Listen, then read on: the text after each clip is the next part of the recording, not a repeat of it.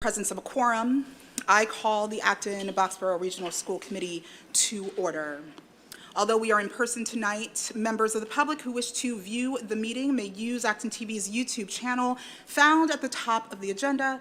This meeting is also being recorded and will be posted on ActonTV's website at actontv.org.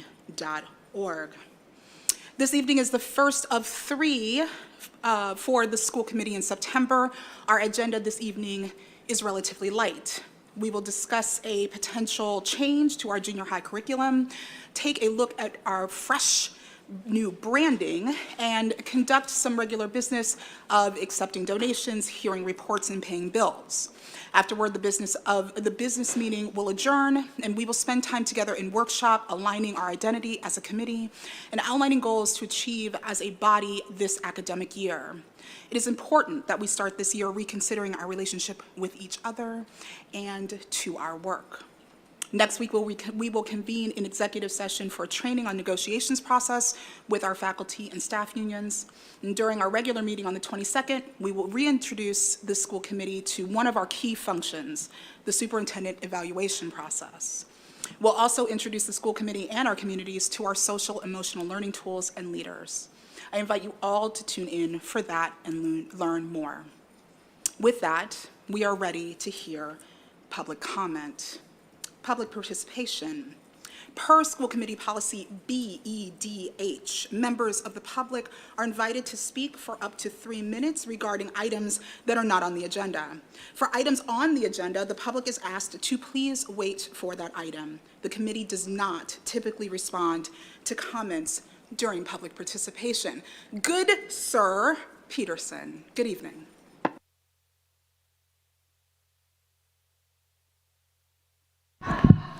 Okay, there we go. On Tuesday, voters had the good fortune to select from 3 qualified candidates for the position of state representative in the 14th Middlesex District. Over the past several months, candidates have been reaching out to voters both to explain their positions and to understand voters' desires. Voters also benefited from 2 vigorous debates. Democracy was well served. In contrast, last spring, elections for the school committee in Acton and Boxborough were uncontested. Candidates had no need to reach out to voters beyond the signatures required to appear on the ballot. There were no debates. The uncontested elections served neither the communities of the school committee well. Campaigning is an important part of community education and the school committee member experience. Per the regional agreement, in the spring of 2023, there will be elections in Acton for 3 seats and Boxborough for 2 seats. Based on recent history, I am very concerned that this will result in more uncontested elections.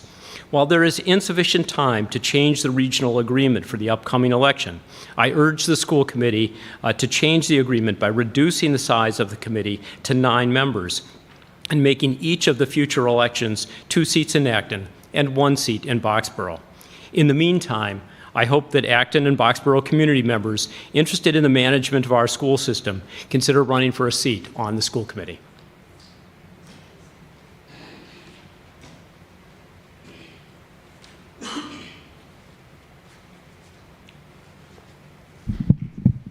Good evening, Martin Benson, 21 Deacon Hunt Drive. At the school committee meeting on June 9th, 2022, I spoke during public participation to respond to false allegations made by an elected official and school committee member during the May 19th meeting. Prior to my comments on June 9th, the chair of the school committee enacted a rule that all comments must be civil. Following my statement, I was rebuked in a bellicose manner by the chair for my comments, and later in the meeting, she almost prevented me from speaking on an agenda item. The chair's actions were concerning for 2 primary reasons. First, my comments, though direct, were not uncivil. Secondly, the chair appears to be enacting and enforcing rules that are not school committee policy and which are in direct violation of the First Amendment to the Constitution of the United States. As a reminder, Madam Chair, the First Amendment ensures both the right to freedom of speech and the right to petition the government for redress of grievances. There is significant constitutional case law which upholds and protects both of these rights, including the 1964 Supreme Court case, New York Times v. Sullivan.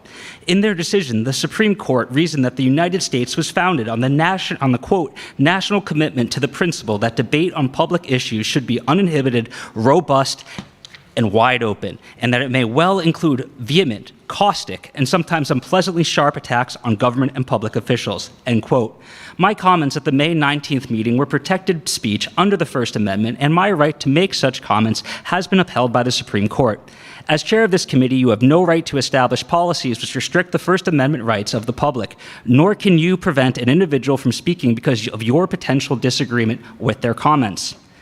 In addition, the following meeting on June 16th, 2 community members spoke during public comment to respond to the chair's actions at the prior meeting. Coincidentally, their comments were not heard as the audio portion of the video recording was not working at the time their comments were made. Maybe this may have been an inadvertent error. However, starting in September 2021, the audio portion of both broadcast and YouTube videos of school committee meetings began to cut out during the comments of public speakers. Concerningly, these speakers were all passionate and informed supporters of the colonial mascot. An email gleaned from a records request shows that following the Zoom bombing incident in January 2021, the superintendent and the liaison to the select board discussed the implications of a new school committee protocols, including the possibility of a behind-the-scenes moderator. If the comments of public speakers are in fact being muted, then this would also be in violation of the First Amendment as well as the Massachusetts Public Records Law. As a reminder, audio and video recordings of school committee meetings are considered both data and documentary material under the Public Records Law. Unlawfully keeping or altering public records is a crime in the Commonwealth of Massachusetts. If the school committee is engaged in the practice of muting, then it should cease in conducting this practice immediately. As I was falsely accused on the record during the meeting of May 19th, Madam Chair, I will be submitting my comments correcting the public record. Thank you, and I hope you all had a great summer.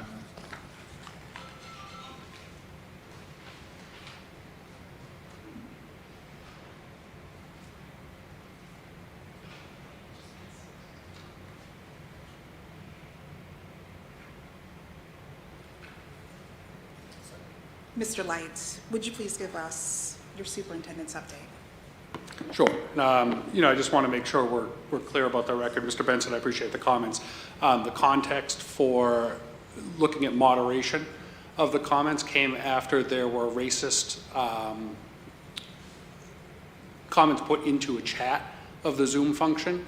And so in no way were we actually moderating what the comments were, but we had a process in place to ensure that members of the community were not Zoom bombing a meeting. But once a member of the community was able to speak, they were able to speak freely.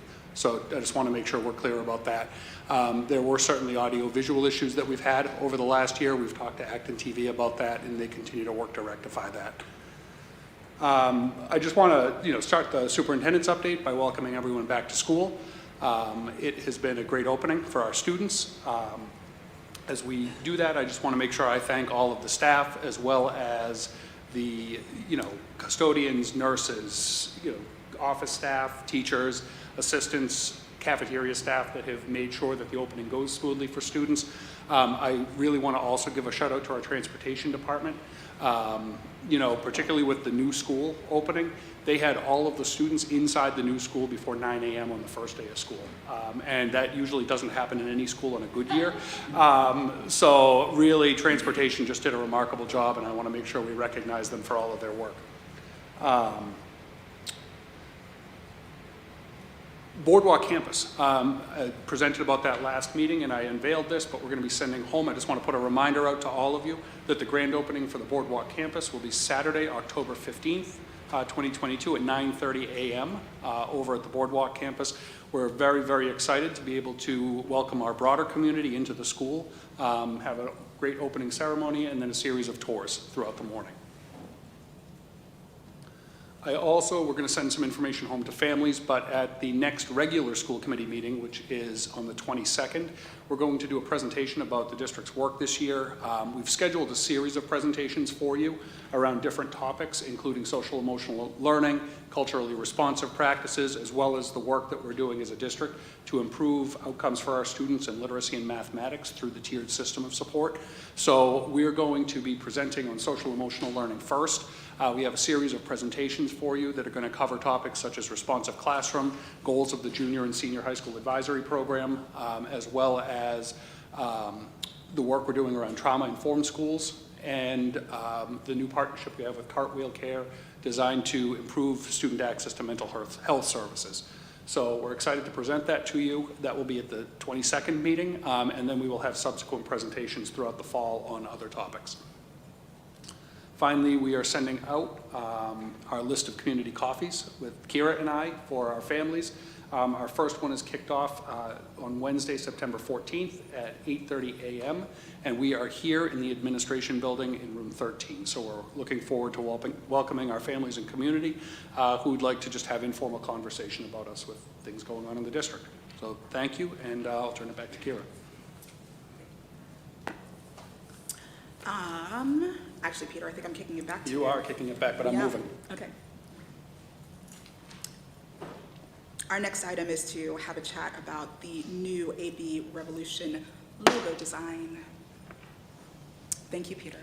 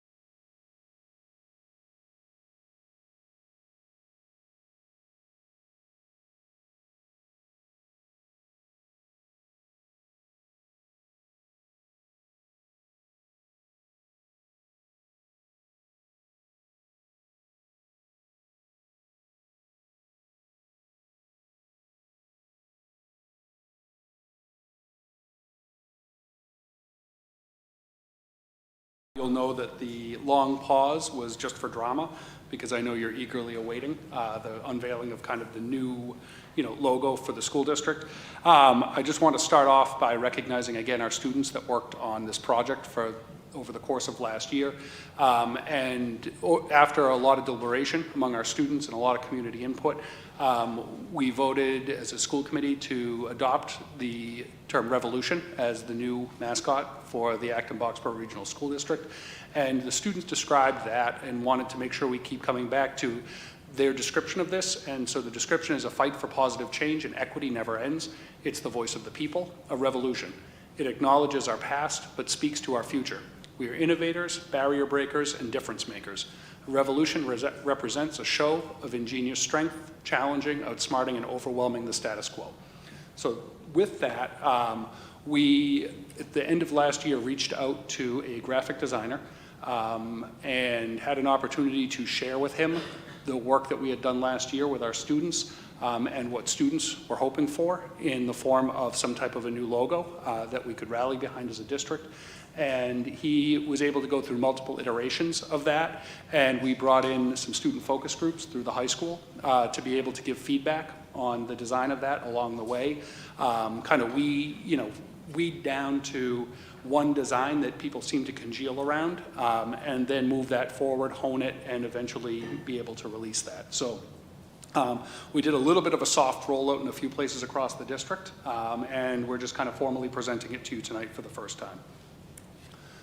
So one of the things that our students asked for very explicitly was not to personalize this. They didn't want it to be personified because they felt that was just repeating kind of what we had before.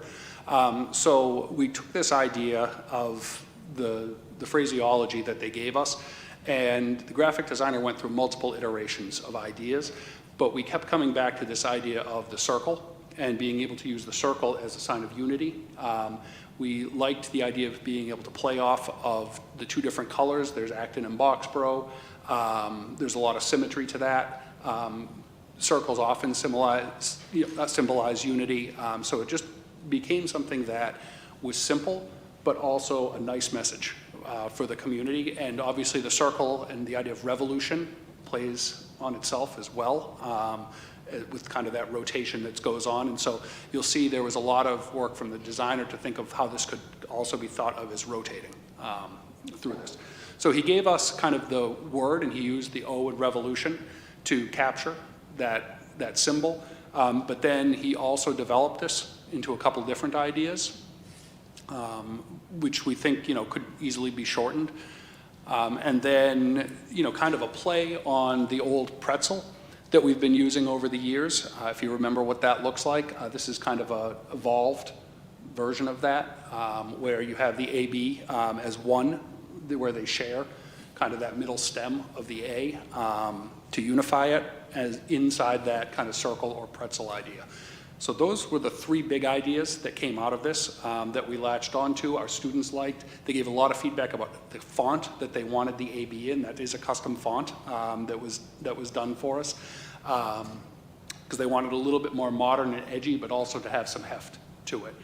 And then what the designer also did was, we know that different teams and organizations in our schools have different color schemes that they often use. Some go with blue and yellow, some go with blue and gold.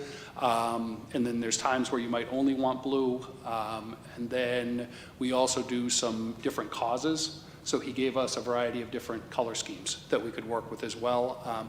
We are, making all of the different file formats that we have available really to any of the organizations affiliated with us that want them. There's no restrictions on it. So, we're welcoming, the different teams, clubs, activities to, use this as they see fit as well. So we're happy to unveil that to you. And that's it. Hi, Evelyn. Hi, Madam Chair. Are we changing our colors to these colors? Or are we keeping the blue, gold, and white? So what was interesting through the process is there was no actual standardized colors that are consistent across the district. We didn't have one color set. We actually found that many of the teams were using navy blue and yellow or navy blue and gold. There is some use still of the royal blue here and there, but that's not widespread anymore. There were really only, I think, 2 different teams, Andrew, that we found that still use the royal blue. I think maybe football, and what was the other one?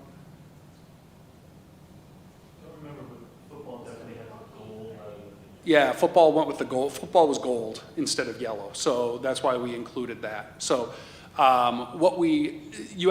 it's harder to see on the screen up here, but blue and yellow is kind of the default that we've been using across a lot of things, but the one up in the right corner is actually truly a gold color. It just doesn't show up on this screen for you. I mean, what color is that with the non-yellow / gold? It looks brown to me. Which one on the top All right? of them except for the top middle. Yeah, I mean, this is really the blue and yellow. Okay, that's blue. Maybe it's just where I'm sitting. It does not look blue. Yeah, that's It a navy is? blue. Oh. Yeah, it's totally brown. Oh, yeah. Oh, yeah, it looks totally different. Yeah, it depending on the screen quality and the light, it does look different. Yeah, I will. that's much better. Let the Show you. record show that everybody got up to look at the screen that Peter is Yeah, looking at. I know. So we It can confirm the kind color. of fizzles a little bit in presentation. Yeah. No, we did not change the colors. We kept the school colors. That was a given, and then just developed it. So, yeah. We will get everybody the hex number, and you can confirm on your own And monitors. at we home. actually have all of that information, and we have, vector files, PNG files, JPEG files, everything. So, yeah. Yeah. Yep. Other comments about the coloration, variegation, or et cetera? Comments from the public?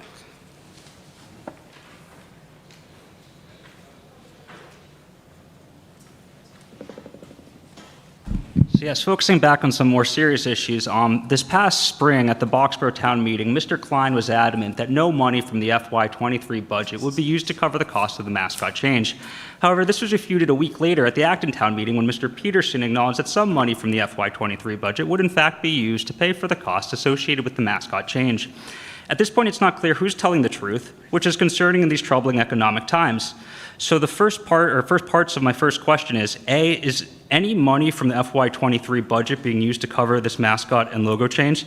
B, what is an estimate of the cost incurred so far in relation to the Mascot change? And C, what is an estimate for the total entire cost of the Mascot change? I can share that the total cost we've expended to date is $7,500. And in addition, though, I think there are some athletic uniforms that we need to purchase this year, which were slated to be replaced anyway. So those would likely get the new logo. And then we're working with like the school store to be able to add, gear for that, but that gets offset when people purchase things, so that's not a cost to the budget.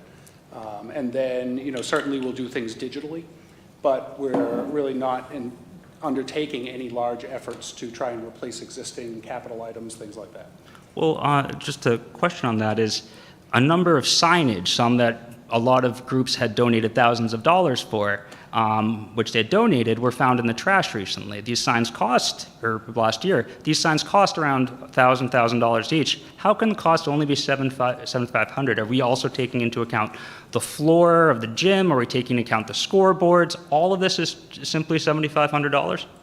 So what I will say, and I know, time is limited, but if I'm not aware of any signage being removed, so if someone's concerned about that, they can certainly email me, and I'm happy to take a look at that. Oh, it's the Ed Leary sign. Thank you, Mr. Benson. The point of this agenda item was to reveal the new logo to the committee. If you have extra questions, please feel free to email Peter.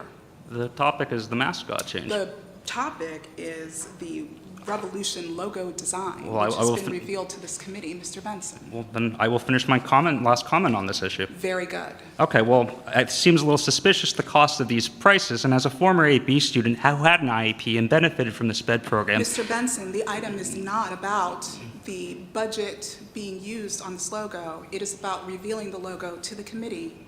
I no longer recognize you. And please do have a seat. Thank you, Mr. Benson. Incredible.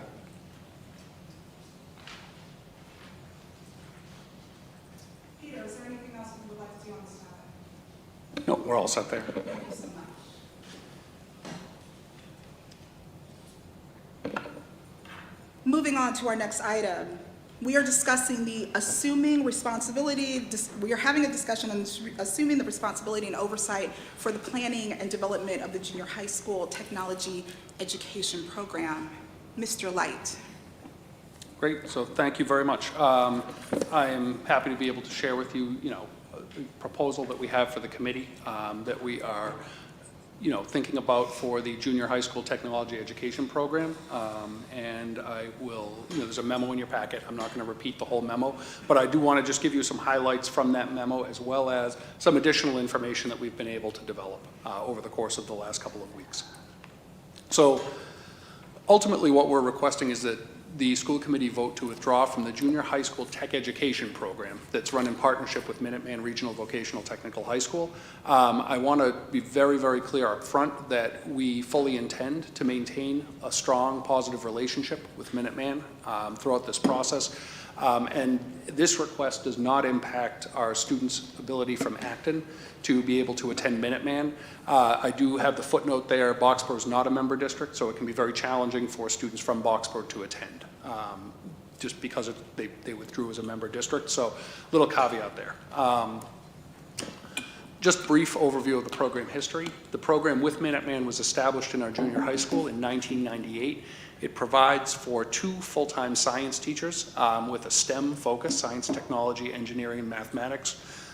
And the curriculum is determined by Minuteman.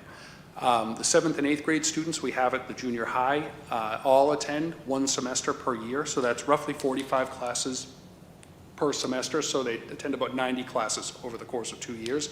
It has been a successful program for us. I want to be clear about that, and with absolutely fantastic teachers, and I want to make sure I give a shout out to the 2 teachers who work in that program. The program is administered by Minuteman, and the costs, including personnel and supplies, are passed through to the district. So the way that works is Minuteman actually invoices us and details out personnel costs, supply costs, benefit costs for implementation of the program, and then we essentially, pay an assessment to Minuteman for that. Thinking about Acton-Boxborough now, it's been an element of our long-term strategy to increase STEAM learning. So that STEAM is defined as science, technology, engineering, arts, and math learning opportunities from a pre-K through 12 perspective. We did, for a couple of you, probably only a couple people were on the committee, my first year here, but we did a presentation to school committee that included some work on the initial STEAM visioning process that we had during the 2018-19 school year. That did result in some changes at the high school and the development of an EVAS course, which was a research-focused it was an interdisciplinary course between science and the art department that they began offering as a result of that. There was a very, very strong elementary emphasis on STEAM learning, and that resulted in with some college and university partnerships and a development of some STEAM programs in our elementary schools that we're very proud of. Deb and I have been working behind the scenes to actually prepare for a second round of STEAM visioning, and I'm going to talk about that in a couple minutes, that we're going to start during this school year, that certainly builds on all of the prior work, including the elementary schools, but also has a real focus and emphasis on creating the idea of a STEAM pathway to go from the junior high through the high school that we have in district, and provide good hands-on district appropriate learning opportunities for our students here at AB. From a curricular standpoint, I'm just going to go through some various ideas for consideration. It certainly doesn't limit you in terms of what you're thinking about, but I wanted to just put some ideas together. Some curricular considerations we have. This would give Acton-Boxborough an opportunity to plan and develop curriculum that provides district-wide pre-K through 12 coherence. A lot of the work we've done since I've been here is to focus on the coherence of our programming for students. We've done it around early literacy. We've done it around mathematics at the elementary schools. But this idea that all of our students pass through our schools, pre-K right through 12th grade, when they receive a diploma from us. And we wanted to make sure that our approach to all of our curriculum is planful and is coherent for our students as they go. I mentioned we're launching a STEAM visioning process this fall. Oh, my time is up. But that process is being designed. We've been recruiting both community and professional partners, some colleges and universities to participate in that process, as well as families, staff, students, and school committee would all be involved in that visioning process. So we're very excited to get that underway. We're hoping to launch that within the next 2 months. And then I think, again, to reiterate, we have an opportunity, I think, to develop this idea of a 7 through 12 STEAM pathway at Acton-Boxborough that students can pass through. I don't think that we're looking for wholesale changes to how we're doing education in the junior high, but we see this as a gradual evolution of the work that we do. And AB will be able to provide our staff with professional learning and planning time throughout the spring and summer to prepare for any changes that come next year. From a personnel standpoint, it is Acton-Boxborough is in our full intention to try and retain the current staff. We have been working on that since the beginning of the school year, communicating with them. We're very advanced in those discussions, and we don't see any roadblocks to making sure that the staff we have in place at the junior high continue with us as Acton-Boxborough faculty members permanently. I think we've always seen them as Acton-Boxborough faculty members in addition to Minuteman representatives, so we're hoping to just continue that with our teachers. We have an opportunity also to use the expertise of the staff who were in place to help us then lead the development of some of the new visioning that we want to do. From a financial perspective, all costs of the current program are passed from Minuteman to AB. So personnel costs are roughly in the range of $200,000. Supplies and materials are about $17,500. And then we also supplement the Minuteman budget for supplies and materials with another couple of $1,000s internally. As we think about transitioning to just an Acton-Boxborough program. The personnel costs are essentially neutral. Supplies and materials also we see as being neutral. We anticipate there's some equipment currently owned by Minuteman that may have been grant purchased, so we asked the teachers to take a look at what replacement of that might be. It's estimated in the range of maybe $4,000 to $5,000, so it certainly is not prohibitive to us being able to make this change. From a community standpoint, considerations that we've thought about, Acton continues to be a member district, so there's no change in the opportunities for our students to attend Minuteman who are Acton residents. Boxborough is not a member district, so again, I mentioned there can be some challenges. AB will continue to partner with Minuteman to provide all of the 8th grade students with multiple opportunities to learn about Minuteman.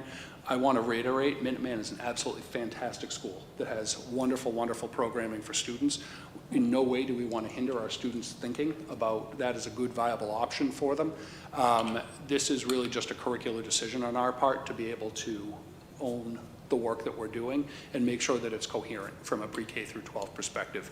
We already do field trips and presentations of our students to Minuteman. Those would certainly continue. So just to highlight that. And in terms of timing, this was in the memo, but I just want to be clear about this. There is an agreement, it's an intergovernmental agreement with Minuteman that governs the process by which we would need to make a decision on this. It would require a school committee vote to withdraw by October 1st of a fiscal year. That then triggers notification to Minuteman by October 15th, and then that withdrawal would become effective June 30th of that fiscal year. So we're, again, just to reiterate the opening slide, we are requesting that the school committee vote to withdraw from very specifically the junior high program at your next meeting on September 22nd. This would allow us to meet this timeline and then be able to begin the planning process from a curriculum standpoint to really launch a solid program. So happy to take questions and or time for discussion. Hey, Peter, can you go back to that last slide so we can just have that timeline as we base this discussion? I see you, Tessa, and I see you, Ginny, after. So I have lots of thoughts. I won't share all of them because I know Kyra wants to be done with the business meeting. But I don't have a problem with us withdrawing from this specific program as long as those instructors are kept. I think that that's really important. But my concern is that we are so far away from the way that Minuteman approaches science and STEAM and education in general that I worry that our STEAM programming is just going to be like another AB thing. Like, what's unique about Minuteman is the way they approach education, and that is why so many kids like that class. And I think that I've read a lot of commentary on Facebook about how, you know, this is about allowing the other however many percentage of students that don't get to go to Minuteman to have these opportunities that Minuteman students have. But the truth is, those kids who choose to attend Minuteman and want to attend Minuteman are attending Minuteman in large part because AB isn't able to offer them the kind of education that they absolutely need in order to succeed. And I think that that's where we're missing the point. I think a lot of times we do things so that everybody will have the same opportunity, but the problem is that the kids who are leaving, and I felt this way when we were talking about, you know, bringing early college to AB. We're missing these kids, and these kids need different opportunities. It's not just that they need more science classes. They need classes that are taught in a way that really speaks to the way that they learn. And so my concern is that that won't be taken into consideration and that this is just going to be more science education, you know, the way that we already do it, which is not great for all kids. So those are my feelings. As long as we maintain those partnerships and those faculty become AB faculty, I don't have a problem with that. But if they can't, for some reason, contracts or whatever else, then I would be against this. Can I just make one comment? I agree with you on much of that. I think, just to be clear, you know, AB, it's not our goal to occupy the same niche as Minuteman. Minuteman has a great program. They do what they do very well. What I think there's a lot of room for is the space in between what Minuteman does and what we currently do to be able to evolve programming. in a lot of different and creative ways. I think that's really what our goal is. I think that there's just a lot of opportunities in STEAM field.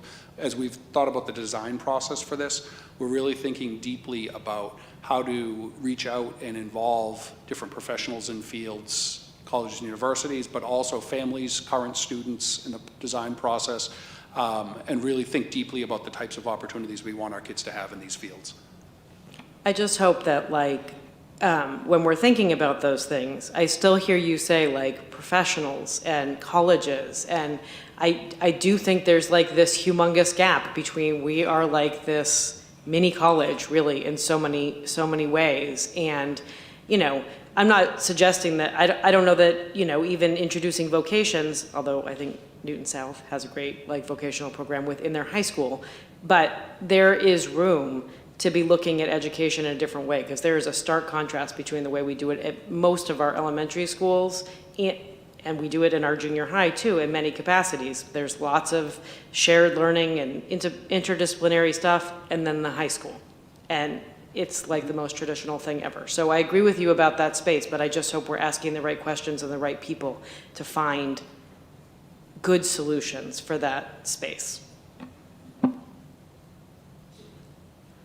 Thanks. I just want to acknowledge the outpouring that we got from the community around this issue, and you know, appreciate that you communicated by email to those who emailed us directly that the intention is to keep these educators who are, you know, obviously very beloved.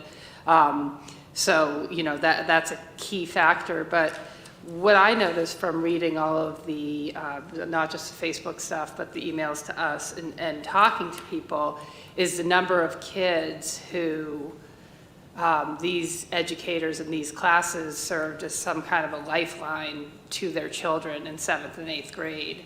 And it just made me think kind of along the line that Tessa was saying. I mean, these panicked parents of 7th graders and 8th graders who just can't imagine not having this because it kind of got them through junior high. I mean, why is that? Would you have that with any other, you know, 2 classes that you were going to just change the revenue source for?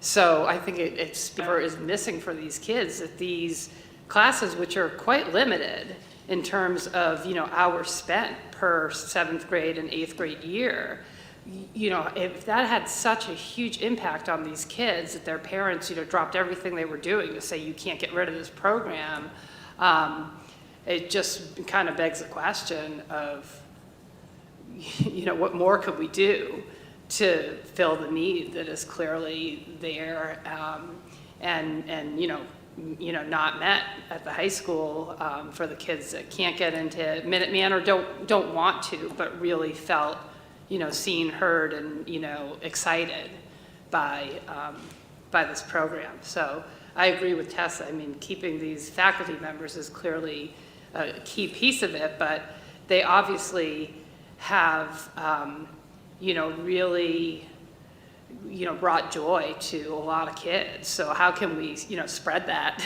to the high school or to more programs in the middle school? Like, what are they doing that's so right that we could maybe be doing more of to ignite the love of learning that's clearly happening there? Hi, I want to share a complementary perspective, I think, to the 2 perspectives shared by Ginny and Tessa.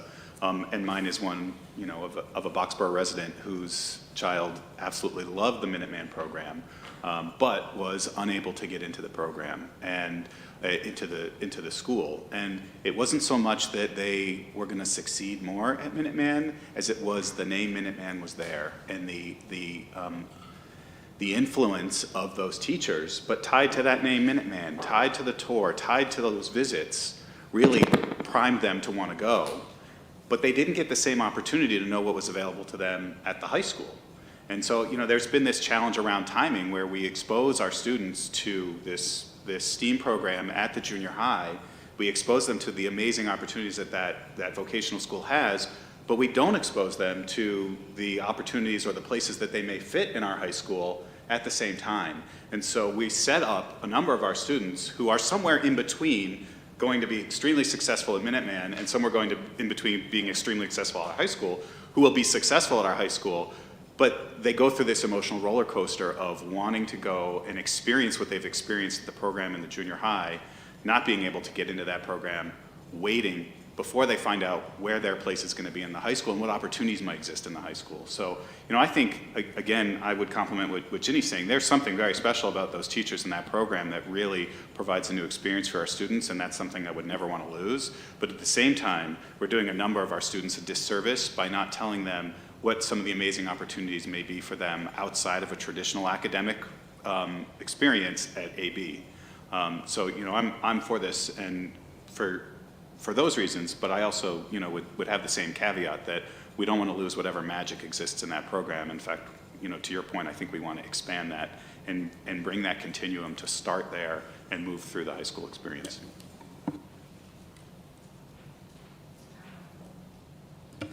Hi. Having gone through the junior high here, I can say that I very much did enjoy the Minuteman Tech program, and I was one of those kids who desperately wanted to go to Minuteman for high school, but it would not have been a good fit. And I think that there is something to that idea of presenting both options equally in a really exciting way. But I totally agree we should try to retain the teachers that are there. I don't believe they're the ones that I had. But it sounds like they're really beloved. My only concern is the timeline. If we need to withdraw and then have the new programming in place by the end of the year, are we able to achieve, parity? Or would we be able to make it just as exciting even with those teachers? That's the only thing that I'm worried about. Deb, do you want to speak to that? So one of the things that we're starting, Peter and I, in fact, have a phone call tomorrow with Battelle for Kids, which is the same organization we're going to work with. They're a nonprofit, national nonprofit, works with schools to envision sort of future learning. We're going to be working with them around our Portrait of a Graduate and Portrait of a Student later on this year. But they're going to help us with the design thinking and help facilitate this advisory council that we're thinking of putting together for STEAM. And so that'll give us an injection of ideas that from other places, so that we're learning from a much wider pool of ideas than what we can come up with ourselves. And then we also have built into our system research and development programs, so that there will be time for learning in the spring, but then time in the summer to pay our educators to be able to develop that curriculum. And with these two spectacular educators, they have such a wealth of knowledge to bring to bear. I think we'll be able to do that for the courses they need to teach in 7th and 8th grade. Deb, maybe you can speak. I think typically when we develop new courses, we actually start that work in the fall, don't we? Yeah, we do, and we start gathering some research and some information. Proposals are due in the early spring. We go through a process of, with a committee to look at all of those proposals, and then we make those awards around April. Yevon, real quick. I was wondering, Peter said this Minuteman outreach program is a fantastic, successful program. I'm just wondering why do we change? So what do we want to achieve by replacing with in-district? Yeah, I think, as I mentioned before, one of the things that we've been working toward is coherence of programming, and so that there's a real clear pathway for students through our curriculum here at Acton-Boxborough, from the time they're in elementary school all the way through the time they graduate high school. If we want to have a coherent, planful curriculum, then we need to be able to plan exactly what that curriculum looks like at all levels of it. And so to think that we're going to have elementary STEAM programming and then separate high school STEAM programming, but we have a gap of 2 years where that curriculum doesn't align with either necessarily, I think is a gap that we want to close.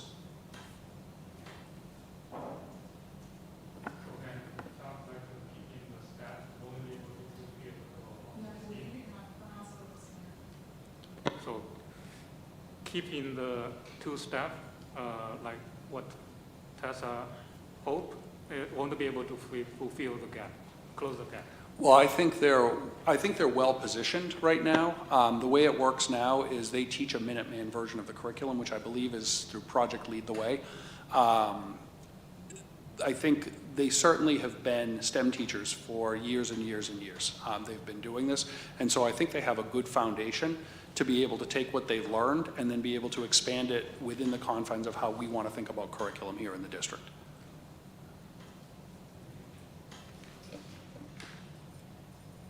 All set, everyone? Any other comments? Okay, very good. Thank you so much, Peter.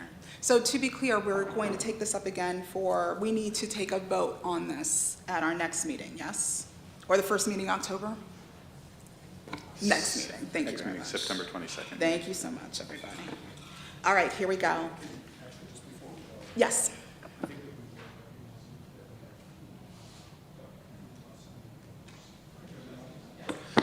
Just before we go on, I just want to thank and recognize that we have two representatives from Minuteman here tonight. Dr. Kathleen Dawson is the new superintendent of schools at Minuteman. So we had an opportunity to talk, a day or two ago, and we're looking forward to having a good, long relationship that is productive for our kids. And also Pam Norse is here. She is the Acton School Committee representative Acton representative to the Minuteman School Committee. I knew it was one of those two things.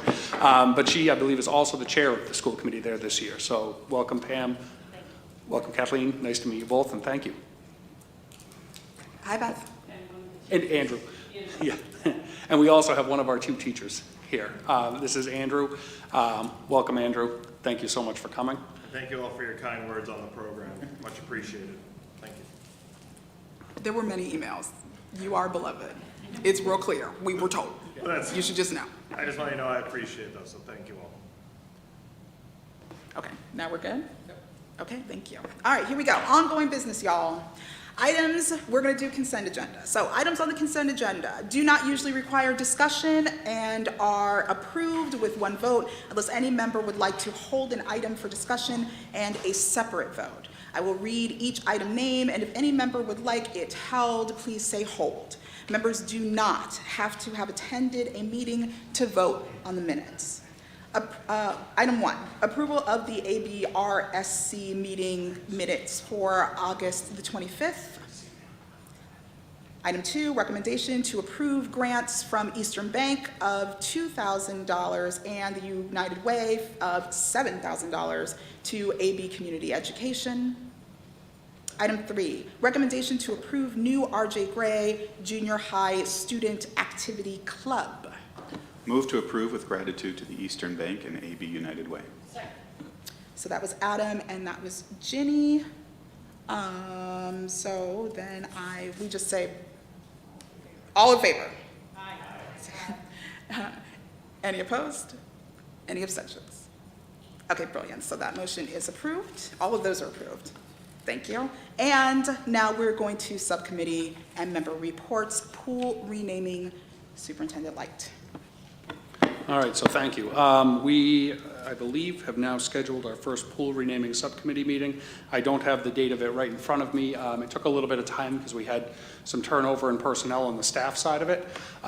We are also, looking to add one of our swim coaches who has gone through the program as well as a swimming representative to that. So we'll be bringing that to you for approval once we finalize that individual's participation. But we are looking to meet in the next few days and get that process started. So we're looking forward to, a good process and being able to bring back a recommendation to you. Mr. Benson.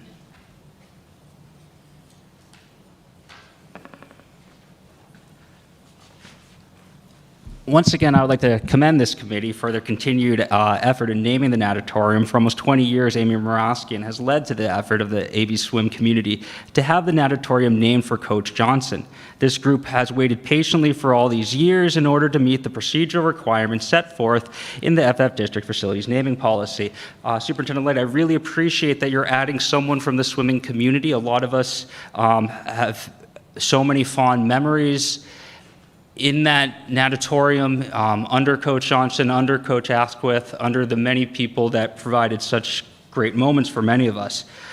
Secondly, also at the May 15th meeting, I inquired from both the superintendent and the former chair why the process of the FF district's facility naming policy was being enforced so strictly for the naming of the pool, but it was completely disregarded during the time of the Colonial Mascot.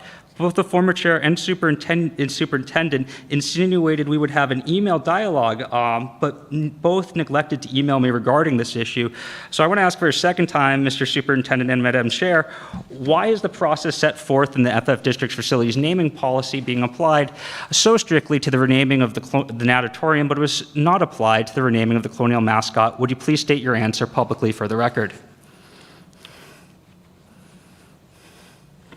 So I think, Mr. Benson, you've given us a lot of feedback about wanting to adhere to processes. So I think, we have certainly listened to that feedback and tried to put in place a process that was reflective of that. So thank you. Okay, so can you at least, or do you at least acknowledge Thank you, Mr. that it isn't fair that the swimming community has had to wait for 20 years to name the pool for Coach Johnson, but you couldn't wait more than 5 months to retire the Colonial Mascot, Thank you, Mr. Benson. albeit in violation of the naming policy? Thank you, Mr. Benson. You're welcome.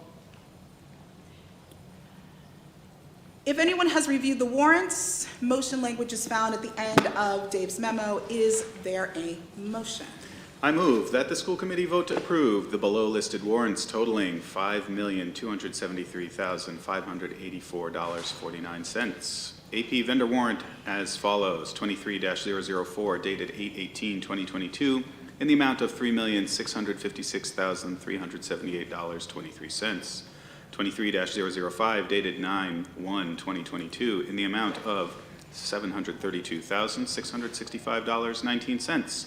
Payroll vendor warrant as follows: 23-00PR dated 8/25/2022 in the amount of $229,804.84. Student activities warrant as follows: 23-005BL dated 9/1/2022 in the amount of $1,189.75.